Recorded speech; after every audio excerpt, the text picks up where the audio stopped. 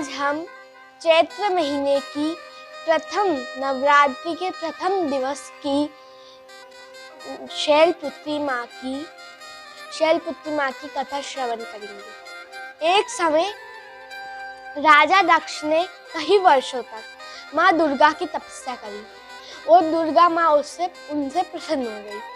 दुर्गा माँ से दक्ष ने वरदान मांगा कि मेरे घर में कोई ऐसी पुत्री का जन्म करवाओ जो आदि शक्ति जगदम्बा हो, उसके पास सभी गुण हो, उसके पास सारे गुण हो और वो बहुत शक्तिशाली हो।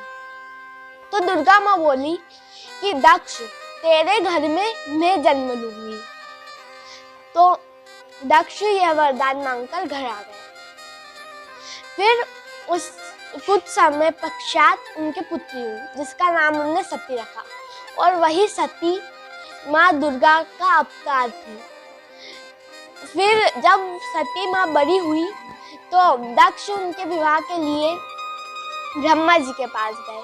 उन्होंने पूछा कि ब्रह्मा जी, मैं मेरी पुत्री सती का विवाह किससे करवाऊं? तो ब्रह्मा जी बोले कि तुम्हारी पुत्री आदि शक्ति जगदम्बा है, उनका विवाह शिव से होना चाहिए। तो दक्ष को यह बात पसंद तो नहीं आई, फिर भी उन्होंने विवाह करवा दिया। एक दिन ब्रह्मा जी ने धर्म के लिए सभा बिठाई। उस सभा में सारे देवी देवता आए, ब्रह्मा जी, भोलेनाथ और सारे देवी देवता। तभी वहां पे दक्ष आया तो सारे देवी देवताओं ने उनको प्रणाम किया, बस दो लोगों ने नहीं किया, ब्रह्मा जी और भोलेनाथ ने। तो दक्ष को यह बात बुरी लगी कि ब्रह्मा जी तो उनके पिताजी है, इसलिए उन्होंने प्रणाम नहीं किया, पर भोलेनाथ तो उनके दामाद है, फिर उन्होंने प्रणाम क्यों नहीं किया। यह बात दक्ष को बहुत बुरी लगी। पर भोलेनाथ तो सबको अमृत समझते हैं, अमृत है तो विष की क्या जरूरत, वो सबको एक समान समझते हैं, उनके ससुर सबको। तो फिर यह बात दक्ष को मन ही मन चुभती थी, और फिर दक्ष ने सभा में भोलेनाथ का बहुत अपमान किया, और फिर सभा पूर्ण होते ही सब चले गए। और फिर दक्ष ने भोलेनाथ को नीचा दिखाने के लिए एक यज्ञ का आयोजन किया। उसमें सभी देवी देवताओं को बुलाया, छोटे छोटे देवताओं को भी बुलाया, पर भोलेनाथ को नहीं बुलाया। जब कैलाश पर्वत के ऊपर से विमान निकल रहे थे देवी देवताओं के, तो माता सती ने एक को रुकवा के पूछी कि सखी, तुम किधर जा रही हो? तो देवी देवता बोले कि तुम्हें पता नहीं, तुम्हारे पिताजी दक्ष ने बहुत बड़ा यज्ञ का आयोजन किया है। तो सती माँ बोली, अच्छा मैं भी आती हूँ, रुको मैं भी चलती हूँ, थोड़ी देर बाद में पूछ के आ जाऊँ। फिर सती माँ भोलेनाथ के पास गई। भोलेनाथ से उन्होंने बहुत विनती करी कि चल, पैर दबाते हुए उन्होंने पूछा, भोलेनाथ चलो, मेरे प्रजापति ने यज्ञ का आयोजन करवाया है, अपन भी चले। तो भोलेनाथ ने पूछा, चिट्ठी पत्री आई थी क्या? तो फिर माता सती बोली कि चिट्ठी निमंत्रण आया तो होगा, पर आप रहते ही ऐसे जंगल में हो और ऐसे पर्वतों पे कि कोई आने वाला ही भूल गया होगा। तो माता सती बोली, तो यह बात माता सती ने बोली। फिर भोलेनाथ ने बोला कि नहीं, मेरे को पता है कि उनने कुछ नहीं भेजा होगा, कोई निमंत्रण नहीं भेजा होगा। तो माता सती बोली कि कैसे, आपको कैसे पता कि कोई निमंत्रण नहीं भेजा? तो जब प्रजापति को, जब ब्रह्मा जी ने धर्म के लिए सभा करवाई थी, तो वहाँ पे मैंने ना प्रजापति को प्रणाम नहीं किया था, मैंने मन से प्रणाम किया था, मैं खड़ा नहीं हुआ। तो उनको यह बात बहुत बुरी लगी, इसलिए उन्होंने मेरे को नहीं बुलाया होगा। उनने मेरे को लाख गालियाँ सुनाई थी और श्राप भी दिए थे, इसलिए उन्होंने मेरे को नहीं बुलाया होगा, क्योंकि उनके मन में अभी भी बहुत दुख हो रहा होगा। तुम मेरी मानो तो तुम भी मत जाओ, तुमको भी बहुत कष्ट होगा, यह कहा। तो सती माँ ने नहीं मानी। जब माताओं को अगर मायके जाने से मना कर दो तो उनकी शक्ल देखने लायक होती है, तो ऐसी शक्ल माँ सती की हो गई। फिर वो उनने सोचा कि भोलेनाथ तो चलो आशुतोष है, थोड़े ही में से ही खुश हो जाते हैं, थोड़े में ही रुष्ट हो जाते हैं, ऐसा कहा। और फिर माता पार्वती बोलने लगी कि भोलेनाथ चलो, आप चलते हो तो चलो, नहीं तो मैं ही चल जाऊंगी, ऐसा कहा। तो भोलेनाथ ने तो आंखें बंद करके ध्यान लगाने का नाटक करने लगे, यह कहा। और माता पार्वती मुड़ गई, माता सती मुड़ गई और जाने लगी। तो भोलेनाथ आँख खोल के देखने लगते और जाने लगती। तो फिर माता सती ने मन में सोचा कि मैं तो भोलेनाथ की आज्ञा के बिना कभी कहीं नहीं गई, और मेरे को तो उनको तो बहुत बुरा लग रहा था। ऐसा सोचकर माता सती वापस घूम गई, फिर मनाने गई, और फिर भोलेनाथ ध्यान करने का नाटक करने लगे। फिर वापस जाने लगी, फिर आगे खोल के देखने लगे, और जैसे ही आने लगती वापस ध्यान करने लग जाते। ये सब बार बार हुआ। जब 4-5 बार हो गया तो माता सती बोली कि अब बहुत हो गया, अब मैं जा रही हूँ, अब मैं नहीं आऊंगी लौट के। ऐसा कहकर माता सती बहुत दूर तक निकल गई। तो भोलेनाथ ने नंदी जी को बुलाया और सारे रुद्रगण को बुलाया कि अगर ये जा ही रही है तो तुम इनको आदर सत्कार के साथ भेज जाओ। तो सारे रुद्रगण उनके पास गए और बोले, माता जी आपको हमारे होते हुए पैदल जाओगी क्या? ऐसा कहकर उनको मिटा कर ले गए। तो फिर सती माँ उनके महल में पहुंची। वहां पे उनकी बहनें थी। बहनों ने उनको देखकर मुस्कुराई और कहा, अच्छा हुआ बहन तुम आ गई, मैंने सुना है कि पिताजी ने तुमको चिट्ठी पत्री नहीं दी। तो माता जी को बहुत बुरा लगा। फिर उन्होंने सोचा कि ससुराल में कोई भी कितना ही बुरा हो पर माँ ही अपनी रहती है मायके में। तो वो माँ के पास गई। फिर माँ ने उनको दौड़ कर गले लगा लिया और वो माँ से मिलकर अपने पिताजी के पास गई। और पिताजी के पास गई तो पिताजी ने मुंह फेर लिया।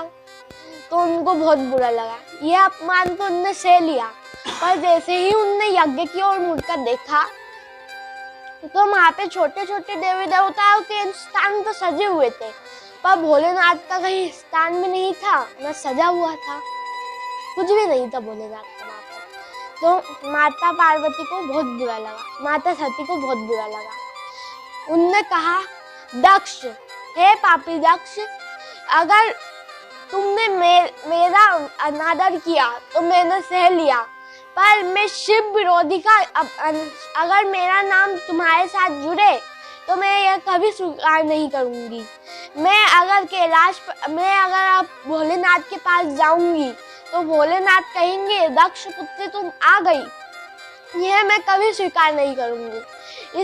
इस नाम को हटाने का बस एक ही उपाय है कि मैं यह शरीर त्याग दूं।